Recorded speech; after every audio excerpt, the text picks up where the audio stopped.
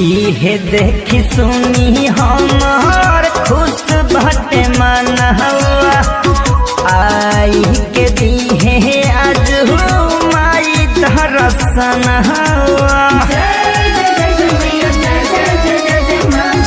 इहे देखी सुनी हमार खुश भइल मनवा आई के दीहे आज माई दर्शन हवा। भूखने नवरात्र भइली गिरे गिरे भूखने नवरात्र भइली गिरे गिरे हमारा नहीं गेली ओइ हो धीरे धीरे हमारा माई गेली ओइ हो धीरे धीरे।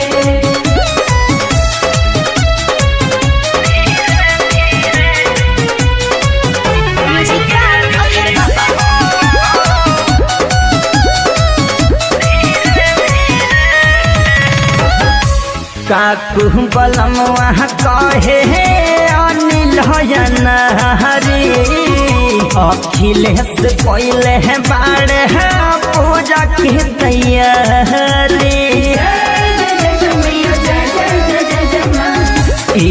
सद बेदर्दी कहे अनिल हरी अखिलेश कैले बाड़े पूजा के तैयारी।